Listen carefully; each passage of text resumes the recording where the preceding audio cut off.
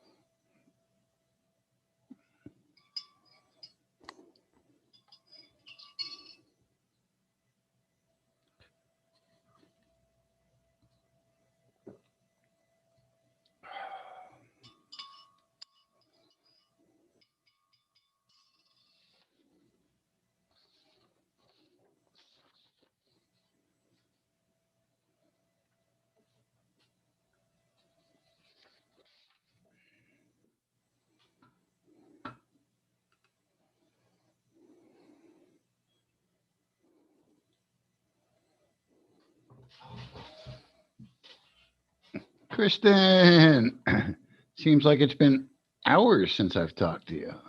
I know it.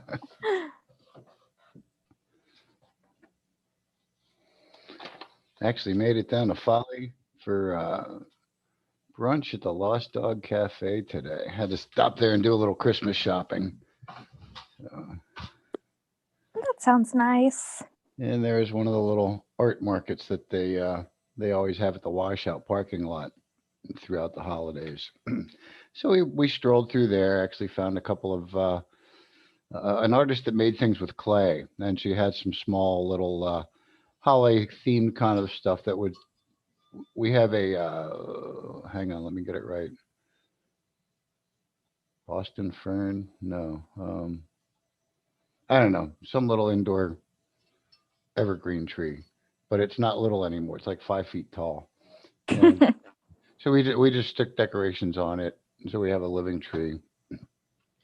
And we said, Karen saw a few and went, oh, look at that one. That looks neat. That one looks neat. That looks neat. So we picked up a few of them to add to our tree. And that was most of our outing today. That sounds nice.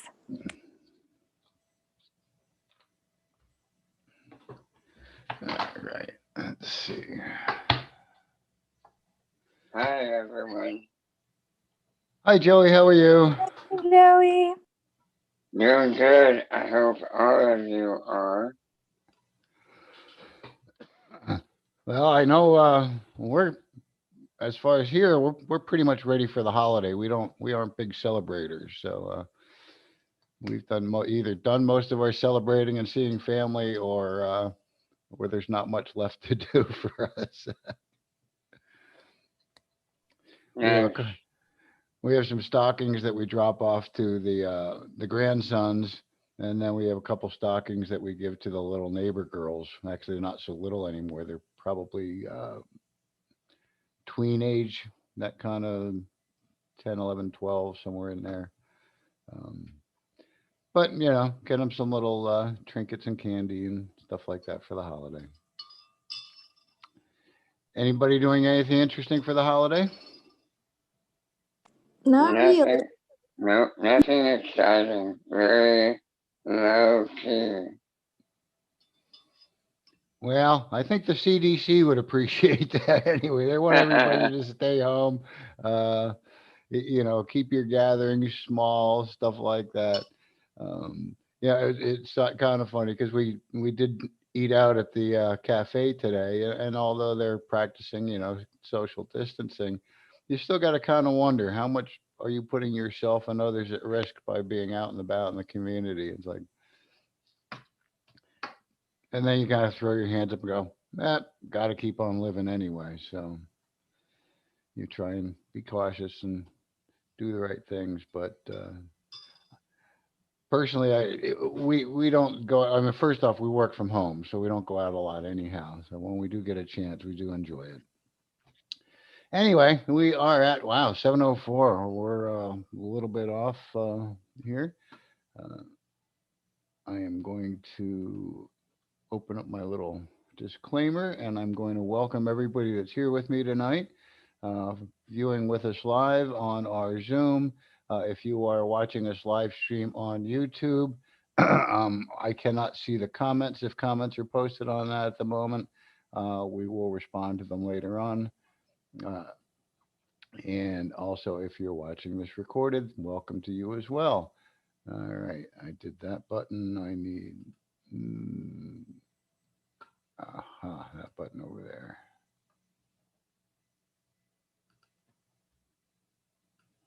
All right. So our disclaimer is all meetings are an environment of education and awareness and are not an open market for the sale, purchase, or distribution of cannabis.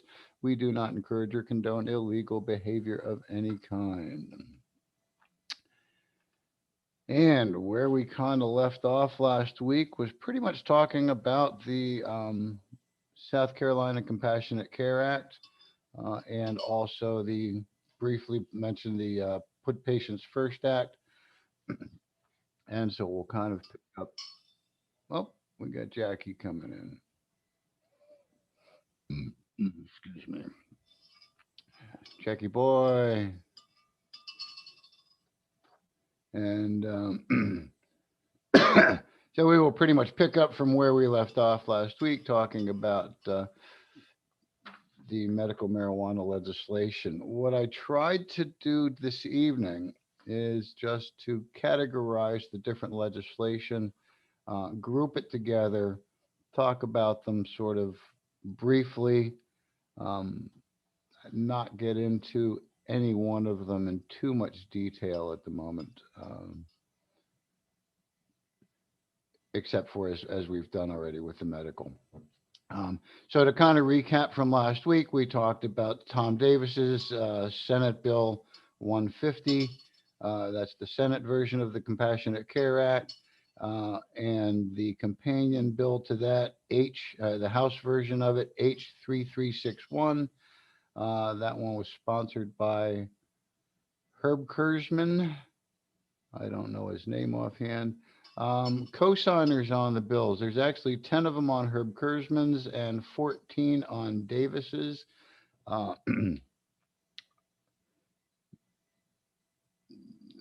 The good thing to do right about now is to either contact your legislator and ask them to sign on, and express to them your support for medical marijuana in South Carolina. Must have had a bad connection. And contact your local legislators, your senators, your representatives, and ask them to sign on as co-sponsors to these two bills. The third bill, Rutherford's bill, it's a House bill, H3174. That's the Put Patients First Act. Is a bill that we like a little bit better. Because it includes home grow up to 6 plants, 3 mature, 3 in veg stage. But I don't think I have to go click on it, but I don't believe there's any other signers on that bill. So as we've talked about on some of these conversations in the past, why are there so many variations of bills in legislation, or why don't they go places or things like that? It reminds me of high school kind of games. But it's sometimes, who you're buddies with and who's been around longer and that kind of thing. And Rutherford's a Democrat. Davis and Herb Kurzman are Republicans. I must say, and it's been brought up in some comments I've seen online about stuff, but I must say, considering most legislation in most states and federally seems to be driven by Democrats, South Carolina is a little different on that, where its medical marijuana legislation is driven by Republicans, and there's really not a lot of drive in the Democratic Party to put forth a lot of legislation and support to it at this point. Like I said, Rutherford's doesn't seem to have any co-sponsors at this point. We also are in a Republican-controlled state. They have the majority in both the House and the Senate, and as politics goes, it tends to be whoever's in control. Also, then they head up the committees, and then as chairs of those committees, they get to decide what legislation gets looked at and voted on within their committee and moved forward.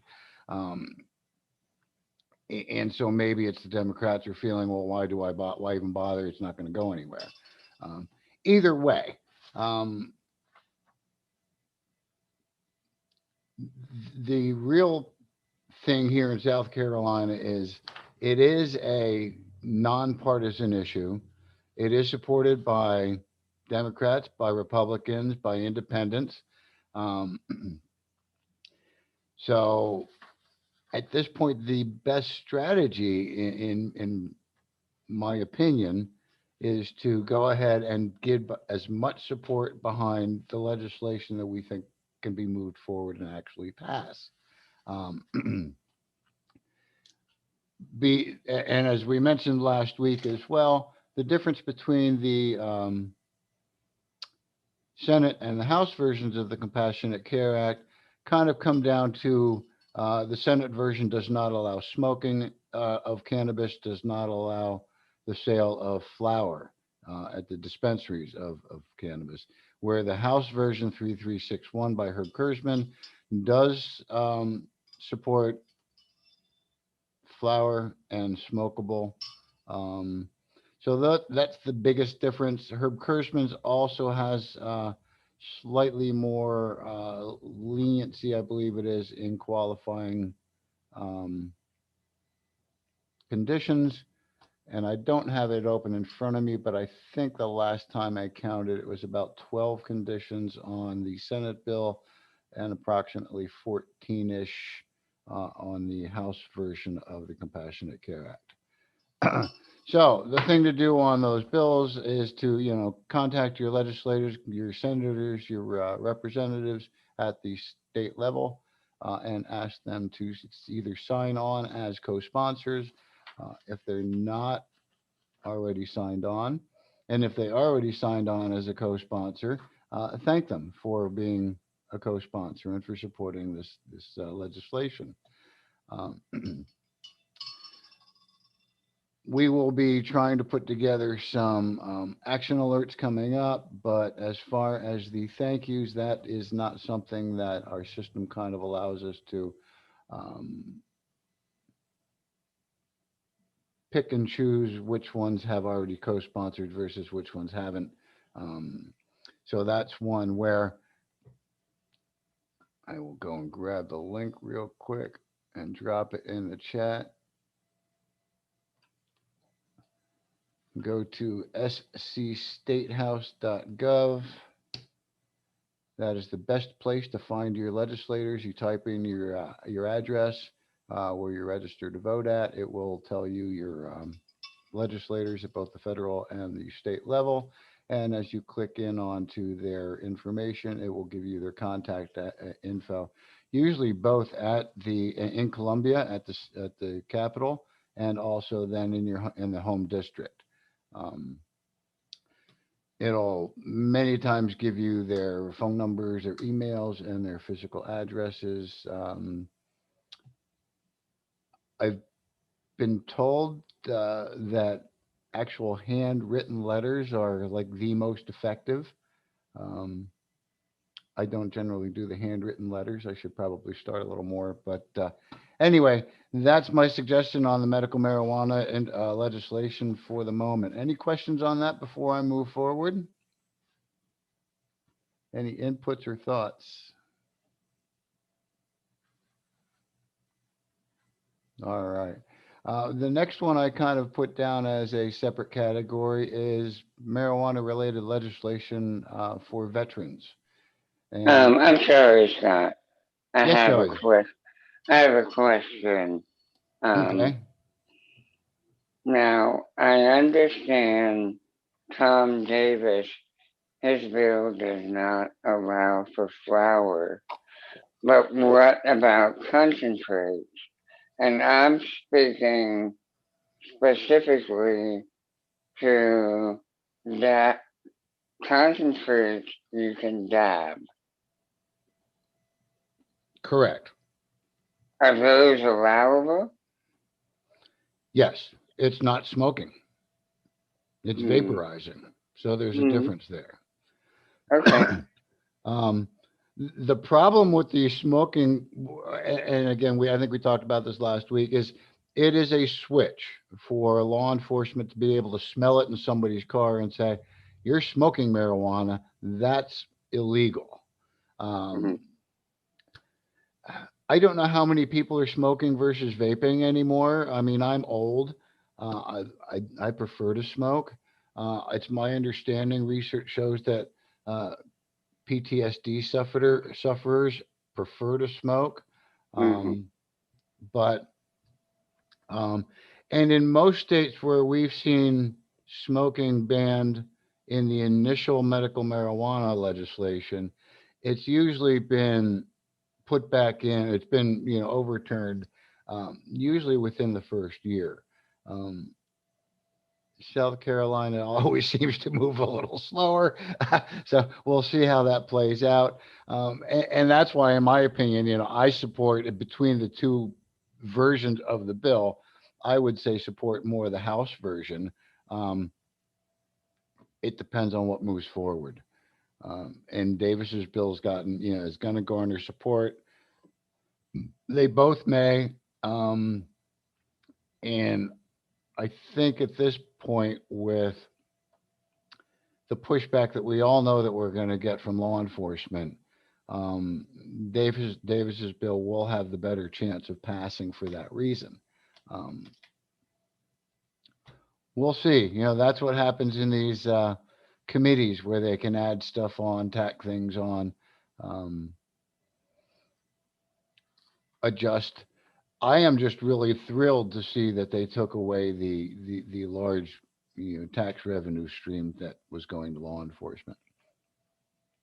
The bribe.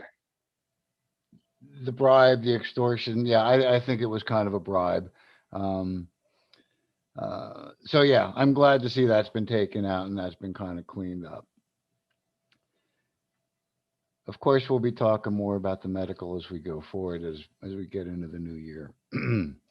um, the only vets bill is H3202, which is again another Todd Rutherford sponsored bill, and that is and the wording of it is to legalize the possession of 28 grams of marijuana, or I think it was 10 grams of hashish.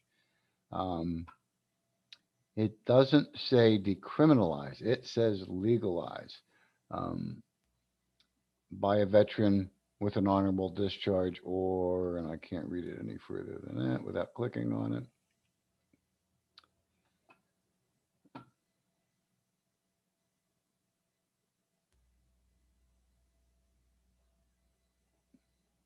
Honorable discharge and who's been diagnosed with PTSD, blah, blah, blah, blah. But that's the only one that is vets related at this point. I don't see anything that's been filed as far as the same related stuff for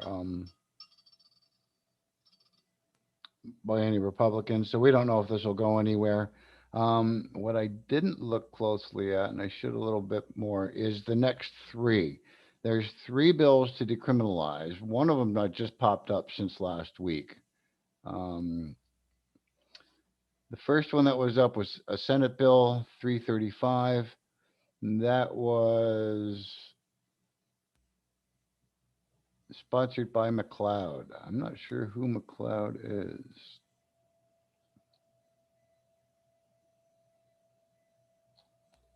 And this doesn't tell me his party. But basically, what I'm going to actually share this with y'all for a second. Let me just go into my share screen.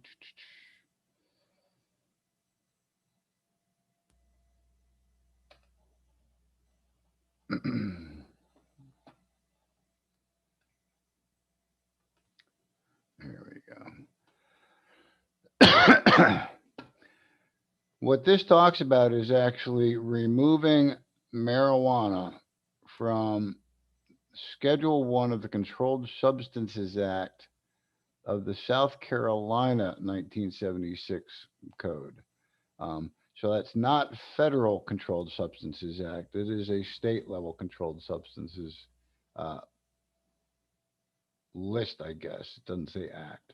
Um,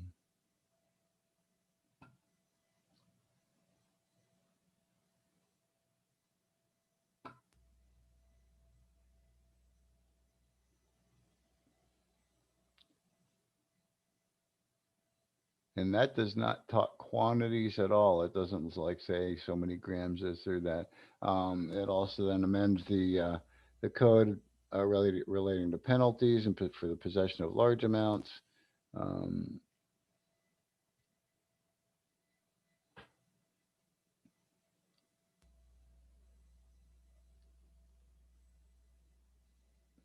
and then basically editing or changing the alcohol and alcoholic beverages code by adding marijuana into its code.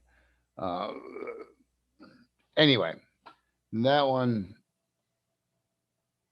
doesn't seem to be going anywhere at the moment. The newest one, 3571, is basically, I believe, the same one that he submitted last year. This is Ivory Thigpen, and this is in essence a decriminalized less than, possession of 28 grams or less, um, or 10 grams of hashish, to a civil citation. Um, Again, we're really looking for a no fine, no time, no court cost option, but that is basically what his bill said last time. It's the same kind of thing. There was, I believe, three of them that were almost identical to that. I want to scroll down just a little bit further, though. The House version, um, another House decriminalized bill, H3228. This is Henderson Myers. And what's interesting to me with this one is this is a decrim for 28 grams, 1 ounce or less of marijuana, 10 grams or less of hashish. To authorize law enforcement to issue a civil citation. It has 30 co-sponsors. Now, I didn't see one last year that had anywhere near that in co-sponsors. So that'd be another one where I'd say, hey, get on board. Get on the phone, get to your computer, your email, whatever. Contact your legislator and say, hey, this H3228, this decrim bill from that's in the House. Get behind this if you're a House member. It's already got some momentum, so that's something that has a good opportunity to move forward.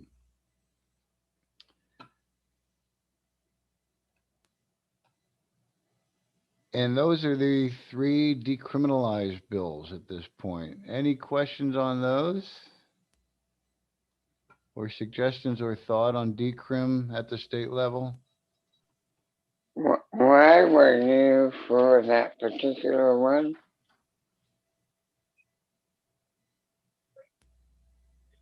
Sorry, what was that about that particular one? Why were you in favor of it? I'm not so well. I'm in favor of a decrim. That one, not particularly more so than any other. Just the fact that that one has sponsors behind it. The Senate Bill 335 by McLeod and the House Bill 3571 by Thigpen have absolutely no co-sponsors. And let me look at this. I believe Thigpen is a co-sponsor already on this Henderson Myers bill, this 3228. Let me see if McLeod's already on that one.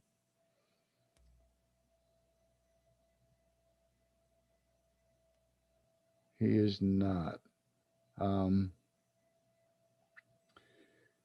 but that's the main reason I'm in favor of that. It'd be a decrim bill to a civil citation. Um, I don't know what those would be. Like I said, I'd like to do away with any type of citation or any type of fine or ticket, um, because that just creates the system. Gets you into the system, gets you into the loop. Um, Confiscate it, tell them to go away, whatever the case may be. But I'm really would rather see the no fine, no time, no court cost option. Um, the possibility of that actually happening here, besides through our voter initiative ballot petitions, I think is slim to none at the state level for our legislators to do it. That would be something we as voters would have to try and overturn. But the last two then I'd want to talk about is there are two civil asset forfeiture bills, a Senate version and a House version. The House version, again, sponsored by Todd Rutherford, and the Senate version by Humphrey. Let me go look.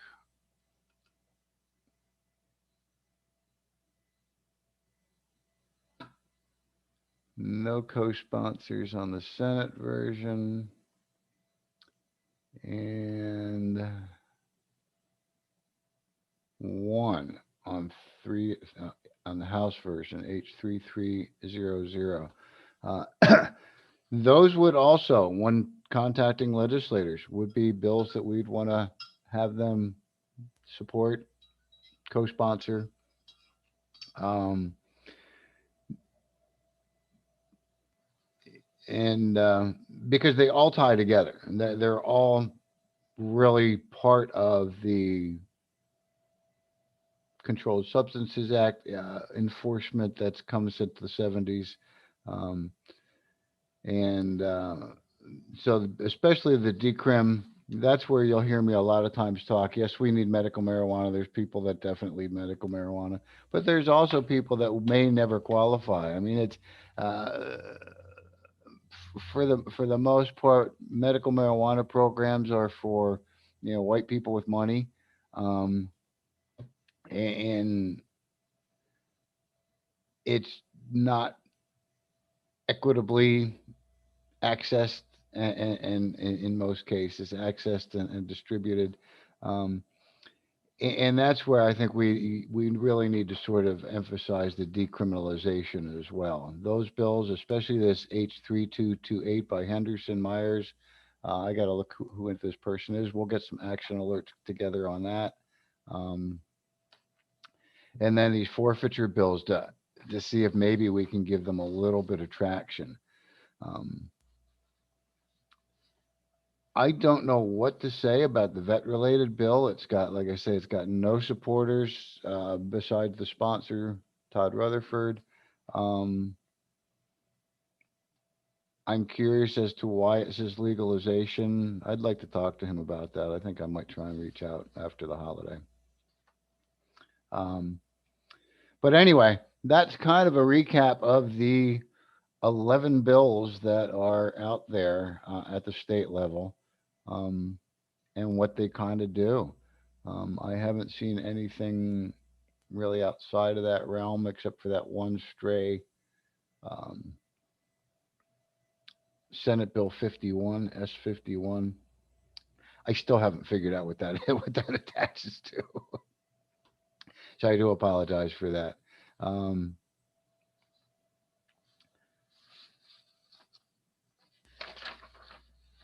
And then where were we? Real quick, I'll just touch on federal level. Nothing going on there, as you know. I don't know if they've actually gone home for their holiday break yet. I think they're still there working on it until they pass a relief bill. Um, as you all know, the MORE Act passed the House and has pretty much no chance of going anywhere in the Senate. um, so it did what it was intended to do, um, and was a good effort. So they're already drafting up the 2.0 version of that for the next legislature that'll be starting in January. And we've already shown that it can pass a democratically controlled Senate or House that we have. And the elections on January 5th in Georgia will not kind of, will determine what happens with the Senate. Um, it could be interesting. I mean, if the Democrats take both of the seats that are up in Georgia, the Senate seats in Georgia, that would split it right down the middle. And then with a Democratic vice president being the final vote, in essence, they are then the majority. And that legislation for things like marijuana reform won't just sit on a desk growing in a pile. Um, it'll actually see the floor and see a vote. That's my hope. I don't really care who controls as long as the bills get to the floor and get voted on. Um, as I said even earlier here in our conversation, South Carolina to me is a little juxtaposed to the rest of the nation as far as its legislature and who's supporting marijuana bills. Um, so I know that the Compassionate Care Act is a bipartisan. It's got bipartisan support. Um, I'm assuming this decriminalization bill that I'm looking at with 30 co-signers has some bipartisan support as well. I'm going to look into that because I surely hope it does. Um, those are the ones we're going to kind of ask you to keep an eye out for this coming session, starting January 12th. Will be the official new session. If I see any new legislation pop up, we'll bring it up in the new year. Um, Next Sunday, nothing formal planned. Probably no real legislative discussion unless something really exciting happens. I'd like to make it just kind of an open discussion, holiday party kind of feel. We'll just kind of hang out for a little bit next Sunday night. Um, and with that said, mentioning Sunday, that reminds me, moving into the new year, I will be getting the new Zoom schedule set up for Wednesday nights at 7 o'clock. So I'll keep you all posted. We'll share the new link with you as soon as we have them. And Wednesday night will be the South Carolina Cannabis Conversation in 2021. um, Otherwise, that's all I have for this evening. I'm really glad you all joined me. If you have any questions on what to do with this, about this legislation, what those bill numbers were, um, reach out to me. You can always contact us on our Facebook page, which is Facebook slash, I don't remember, just search South Carolina NORML. We do have our old email address still operating, but our new email address is normalsouthcarolina@gmail.com. That's NORML South Carolina at gmail.com. And of course, we're trying to get our blog a little bit more active on our website. So visit there at normalsc.org. That's an org one. So don't get it confused with the .coms. We are a nonprofit organization here, a 501c4. And with that being said, we are always looking for donations and sponsors and members. And we have kicked off basically our 2021 membership drive. Um, and sign up for a membership. You will be your name will be dropped in a hat for a drawing, excuse me, on a copy of Dope Man the board game. And since we're all kind of trapped in our homes more or less nowadays, maybe board games are the way to kind of hang out and play with family. I don't know how many of your family will play Dope Man with you though. um, All righty, that's all I have for tonight. We will be back again next Sunday. Oh, real quick, probably thought on that. I think next year we'll trim the schedule through the holidays. and end it right before Christmas. But otherwise, I will see you guys next week, right after Christmas. I believe that puts us at the 27th at 7 p.m. for our last 2020 South Carolina Cannabis Conversation online, and our last Sunday night one. So thank you all for being with me. We'll see you again soon, hopefully next week. Bye bye now. Good night.